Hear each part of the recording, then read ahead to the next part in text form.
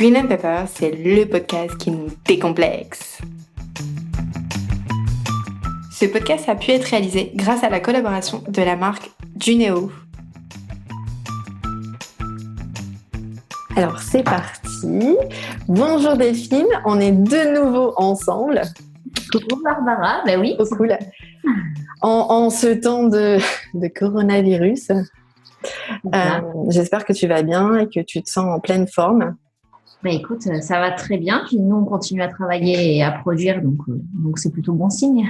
Ouais. Non, c'est hyper important. Et puis surtout qu'on a pas mal de mamans qui nous demandent un peu s'ils vont avoir leur lait à temps, si tout va fonctionner dans les délais. Donc c'est vrai que c'est un peu. J'ai l'impression que tous les jours on a de nouvelles. C'est ça. Mais bon, nous, pour le moment, tout part tous les matins. Ok, bon, c'est top en tout cas. Écoute, on est ensemble pour parler du lactose, puisqu'on a beaucoup de mamans de nouveau qui nous demandent, on a des bébés intolérants au lactose, est-ce que on peut prendre le lait de brebis, le lait de chèvre, pardon. Voilà, on a toutes ces petites questions. Donc d'abord, on va faire un petit point. Qu'est-ce que c'est le lactose ? Alors, le lactose, en fait, c'est un glucide, plus généralement un sucre. Donc qui se retrouve dans tous les laits de mammifères. Donc, c'est-à-dire qu'on va en trouver aussi bien dans le lait de brebis, le lait de vache, le lait de chèvre, mais aussi dans le lait maternel. C'est le sucre principal du lait maternel. Le lait maternel contient à peu près 60 à 70% de lactose. Donc, voilà, c'est un sucre essentiel. Il a la même forme, quelle que soit son origine. C'est-à-dire qu'en fait, c'est vraiment deux molécules. C'est une molécule de galactose et une molécule de glucose qui sont attachées ensemble. Donc, ce sera exactement la même molécule qu'on retrouve dans le lait de vache, le lait de chèvre, le lait de brebis ou le lait maternel. Donc, en fait, ce lactose, il est digéré en partie dans l'estomac du bébé par des enzymes, donc on appelle les lactases. Et toute la partie de lactose qui n'est pas digérée va être digérée après dans l'intestin par les enzymes qui s'y trouvent, notamment Bifidobacterium. D'accord, ok. Alors, comment ça se fait que on a des intolérants au lactose ? Alors, là, je suis pas médecin. Je suis pas médecin, mais il y a plusieurs. Si tu me dis qu'il y a aussi du lactose dans le lait maternel, non ? Oui, il y en a aussi dans le lait maternel. Donc, la différence entre tous, enfin, c'est incroyable quand même. Alors, il y a plein de causes différentes et plein d'origines différentes sur les intolérances au lactose. Une grande partie sont dues au fait que les bébés peuvent avoir une quantité de lactase un peu différente.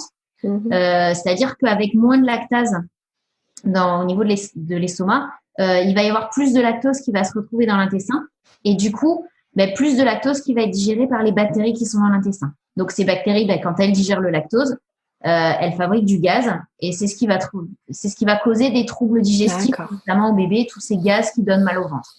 Donc, c'est une grosse partie des causes. Après, il y en a d'autres qui sont plus ou moins physiologiques et là, il faudrait plus s'adresser à un médecin pour avoir toutes les infos. Mais une grande partie des bébés intolérants au lactose, c'est principalement lié à ce lactose qui est digéré dans l'intestin. Ça peut aussi être lié à un déficit de la flore intestinale des bébés. Tous les bébés naissent pas avec la même flore intestinale. Ça va jouer en fonction de la façon dont ils sont nés. Ceux qui vont naître naturellement ou par césarienne, la flore va pas se développer à la même vitesse et en même temps. Donc ça peut jouer aussi sur cette intolérance au lactose. D'accord, donc ça a un impact, le fait d'avoir un bébé par voie naturelle, enfin voie basse quoi, plutôt que. Et pourquoi ? Comment ça se fait que ça peut avoir un impact ? C'est parce que les bébés en naissant, ils vont pas se retrouver en contact avec les mêmes bactéries. En naissant en voie basse, forcément, ils vont se retrouver en contact avec des bactéries de l'intestin de leur maman, donc ce qui va coloniser plus facilement l'intestin du bébé. Alors que quand ils naissent par césarienne, ils vont se retrouver en premier avec les bactéries qui sont dans l'air ambiant.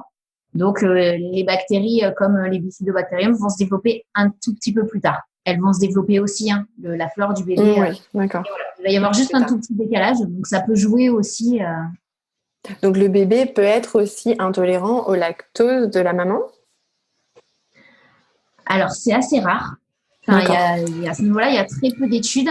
c'est vraiment, enfin, l'intolérance, c'est vraiment, il y a pas mal de gens qui confondent les problèmes digestifs et l'intolérance. Un bébé qui n'est pas intolérant au lactose peut avoir des soucis digestifs ou des troubles digestifs et qui peuvent être associés sans test à de l'intolérance au lactose. Mais normalement, un bébé qui va naître va tolérer le lait de sa maman. En plus, sa maman va lui apporter les lactases qu'il faut. Elle va lui apporter plein d'éléments dans le lait maternel. Donc, c'est vraiment très rare qu'un bébé soit intolérant au lactose en étant allaité. En passant au lait maternel après, au lait infantile, c'est possible après, mais au lait maternel, c'est vraiment très très rare. Ok, d'accord. Bon, je suis vraiment désolée à toutes celles qui nous écoutent. En parlant de bébé, on a mon bébé, ma fille. On est en plein coronavirus, donc je crois que tout le monde doit être dans la même situation que moi. Donc on a les hurlements, mais voilà, c'est pas grave. On a papa qui assure, super papa. Donc on va continuer. Donc effectivement, donc là maintenant j'ai un bébé qui est, on va dire, intolérant au lactose.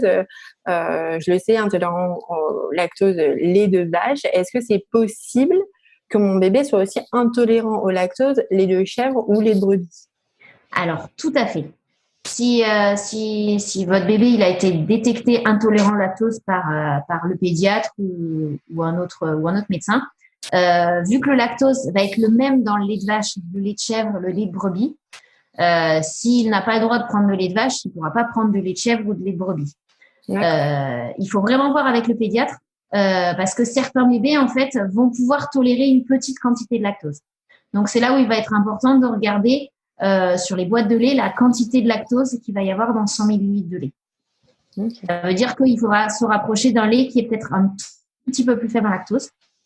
Il y a aussi des fois le complément en probiotique qui va pouvoir aider le bébé à tolérer le lactose.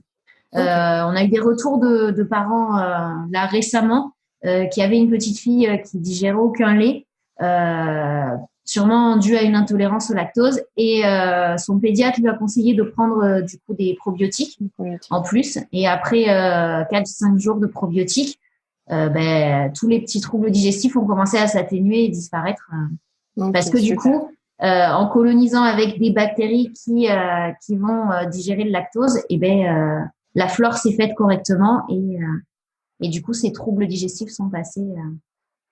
Ok. Alors, tu dis un lait faible en lactose. Lequel tu me conseillerais alors? Chèvre, brebis? Alors, sur Junéo, vous allez avoir la même teneur en lactose dans le lait de vache et le lait de chèvre. Junéo brebis, c'est une céréale à complément protéinique, donc elle respecte pas la même réglementation, c'est une réglementation à part.